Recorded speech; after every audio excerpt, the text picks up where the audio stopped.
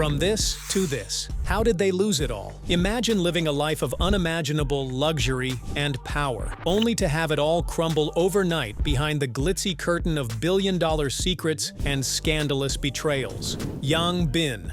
Once one of China's wealthiest men, Yang Bin's rise through real estate empires ended in a shocking prison sentence. He once stood on the cusp of economic legend, China's second richest man with the world at his feet. 2 decades later, he was behind bars. Born in Nanjing in 1963, Yang was orphaned at a young age and raised by his grandmother. After a stint in the Chinese Navy, he left for the Netherlands in the late 1980s, where he made his first fortune in the textile trade. It was in Europe that he began cultivating orchids, a seemingly modest venture that would change his life. In the mid-1990s, Yang returned to China and used his horticultural profits to build Holland Village, a sprawling Dutch-themed real estate development in Shenyang. With its windmills, canals, and European-style villas, the project was symbolic. He was selling a vision of global sophistication in the heart of China. Forbes ranked him as the second richest man in the country by 2001. In 2002, North Korea made headlines when it named Yang as the governor of its new Sinuiju Special Administrative Region. But before he could even take office, Chinese authorities arrested him for tax evasion. In 2003, he was sentenced to 18 years in prison, accused of falsifying financial documents and dodging taxes on his lavish developments. After his release in 2016, Yang seemed to resurface quietly, far from the limelight that once surrounded him. But he hadn't given up on big money. In 2021, Yang founded A&A Blockchain Innovation in Singapore, claiming to operate hundreds of thousands of crypto mining machines. The promise? Fixed daily returns of 0.5%. Hundreds of investors bought into the dream. But behind the tech jargon and glossy presentations, there were no mining machines, just smoke and mirrors. Yang had created a textbook Ponzi scheme, using new investors' money to pay off earlier ones. The scam unraveled in 2024. Singaporean authorities arrested and convicted him, sentencing him to 6 years in prison and a fine.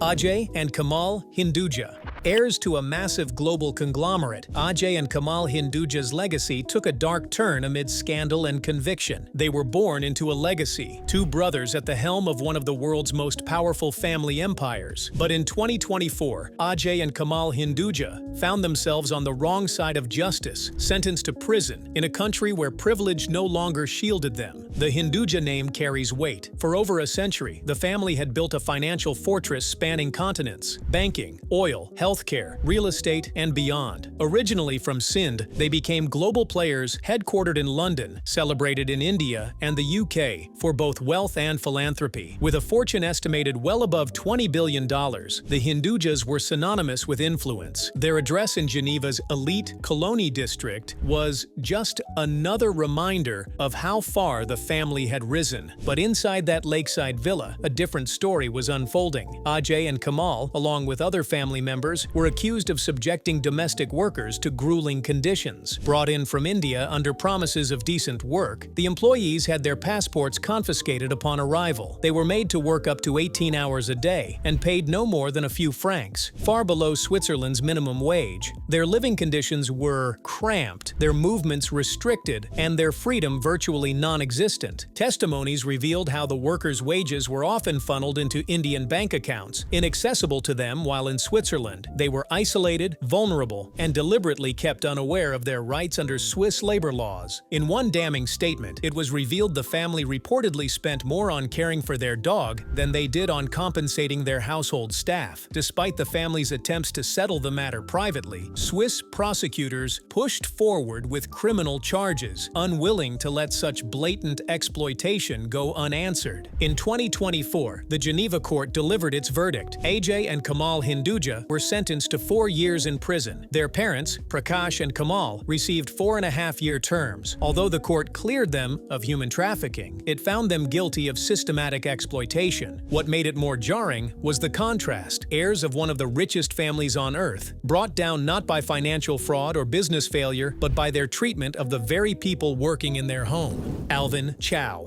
In the glittering gambling world of Macau, Alvin Chow built an empire, only to see it collapse under the weight of crime charges. He was the king of Macau's glittering underworld, a casino tycoon who turned high-stakes gambling into a billion-dollar empire. But by 2023, Alvin Chow's reign came to a screeching halt when he was sentenced to 18 years in prison for illegal gambling operations and organized crime. At his peak, Chow was estimated to be worth billions. His influence stretched across Asia, where he reigned as the face of Macau's notorious junket industry. Through his company, Sun City Group, Chow didn't just shuttle wealthy gamblers to VIP rooms. He built an empire around them, blending luxury, loyalty, and high-risk gaming into a powerful cash-churning machine. Born in Macau in 1974, Chow started as a businessman with humble roots before climbing his way up through real estate and entertainment. But it was the founding of Sun City in 2007 that truly set him apart. Under his leadership, the company became synonymous with elite gambling tourism. Rich clients from mainland China were lured to Macau with exclusive perks and credit lines, all carefully engineered to keep the money flowing and the stakes sky high. But the authorities had kept a watchful eye on junket operators, especially those facilitating cross-border gambling, which Chinese law heavily restricts. As Sun City expanded beyond Macau into Vietnam, Australia, and the Philippines, whispers of financial manipulation, underground betting, and organized crime began to grow louder. By late 2021,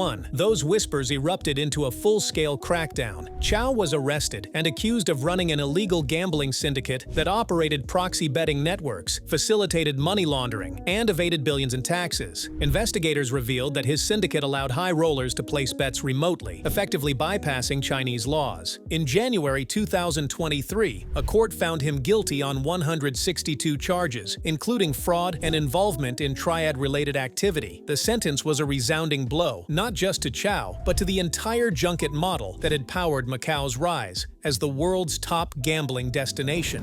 Baka Truong Mai Lan, Vietnam's real estate queen, fell from grace in an unprecedented fraud case that shook the nation to its core. She was once hailed as one of Vietnam's most powerful businesswomen, a real estate tycoon with deep roots in finance and influence. But in 2024, Truong Mai Lan's name was etched into history for an entirely different reason. She was sentenced to death for orchestrating one of the largest financial frauds the world has ever seen. At her peak, Lan was believed to be worth billions, though her true net worth was always shrouded in secrecy. Through her company, Van Thinh Phat Group, she held a sprawling portfolio of luxury properties, skyscrapers, and prime land across Ho Chi Minh City. Her reach extended far beyond real estate. She held significant sway over Saigon Commercial Bank, SCB, one of Vietnam's largest private lenders, despite not being its official head. Born into a wealthy Chinese-Vietnamese family, Lan entered the business world in the early 1990s when Vietnam began opening up its economy. Over the next 3 decades, she quietly built an empire, operating in the shadows of Vietnam's high society. Her name rarely appeared in headlines, but her influence was undeniable. Insiders knew if a major development broke ground in southern Vietnam, chances were Lan was behind it. But her quiet dominance masked a staggering scheme. Investigators later revealed that Lan had been illegally controlling SCB for years, directing loans to shell companies she owned, manipulating financial records, and siphoning off funds at an unprecedented scale. The numbers were jaw-dropping. Over 1,000 fraudulent loans totaling $12.5 billion,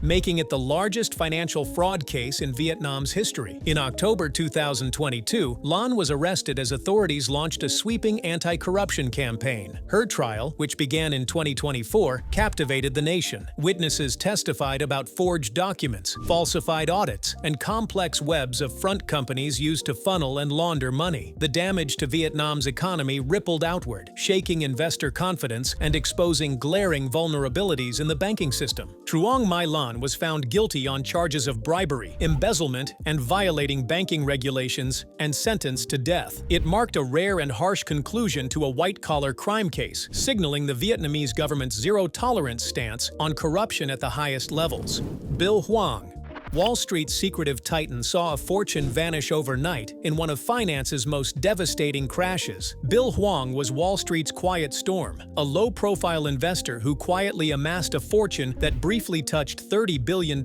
only to lose it all in the blink of an eye. By 2024, Bill Hwang, once the force behind Archegos Capital Management, was sentenced to 18 years in prison after one of the most catastrophic financial implosions in modern history. While not a household name, he wielded immense power behind the scenes, making market-shaking moves with almost no public footprint. His strategy? Leveraged bets, massive ones, built on borrowed money and opaque financial instruments that disguised his true exposure. Through Archegos, Hwang turned quiet investments into tidal waves, especially in media and tech stocks. Born in South Korea and raised in the US, Hwang began his financial career at Tiger Management, the legendary hedge fund founded by Julian Robertson. After Tiger closed, Hwang founded his own firm, Tiger Asia, but it ended in scandal when he was fined for insider trading and banned from trading in Hong Kong. Undeterred, he rebranded under the family office model with Archegos, free from many of the regulatory shackles that hedge funds typically face. Hwang used total return swaps, complex financial contracts that let him build massive positions in companies like Viacom CBS and Discovery, without ever disclosing them publicly. Banks were eager to lend him billions, often unaware of how much risk he was taking on. By early 2021, Archegos had inflated its holdings to over $100 billion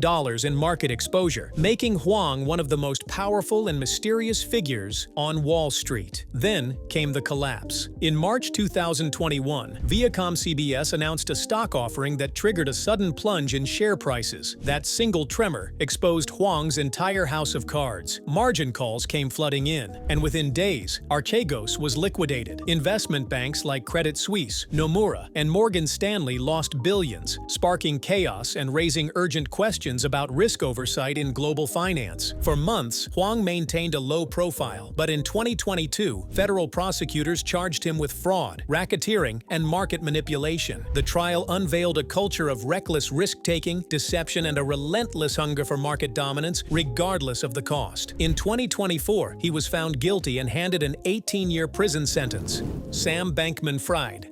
Once the golden boy of crypto, Sam Bankman-Fried's dazzling rise ended in one of the biggest fraud scandals of the decade. He was the dazzling poster child of the crypto revolution, a young billionaire who seemed to have cracked the code to the future of finance. At his peak, Sam Bankman-Fried's net worth soared to around $26 billion, and his name was synonymous with innovation, ambition, and the meteoric rise of digital currencies. A Stanford graduate with a deep passion for math and economics, he quickly carved out a niche in the fast-moving world of cryptocurrency. He founded Alameda Research, a quantitative trading firm, and soon after launched FTX, a cryptocurrency exchange that exploded in popularity. FTX was hailed as revolutionary, a sleek, user-friendly platform backed by smart leadership and deep liquidity. Investors and celebrities flocked to it, and Sam was hailed as a visionary, the crypto genius who could do no wrong. In late 2022, cracks began to show. FTX suddenly collapsed under the weight of liquidity problems and alleged mismanagement. It emerged that Sam and his inner circle had allegedly funneled billions of dollars from FTX customers into risky bets at Alameda Research, blurring the lines between the two companies. The fallout was immediate and devastating. Billions vanished, investors were left bankrupt, and the crypto world was plunged into chaos. Authorities accused Sam of orchestrating an elaborate scheme to defraud customers and investors, hiding losses, and misleading the public. His lavish lifestyle, sudden fall, and the scale of the alleged fraud captured global headlines, turning him from a celebrated icon into a cautionary tale. The 2024 trial revealed a story of ambition turned toxic, a young man who built a towering empire on shaky foundations. The court's verdict was unequivocal. Sam Bankman-Fried was guilty and sentenced to 25 years in prison. Which one blew your mind the most? Drop your favorite in the comments, and don't forget to subscribe and hit that bell for more wild stories you won't see anywhere else.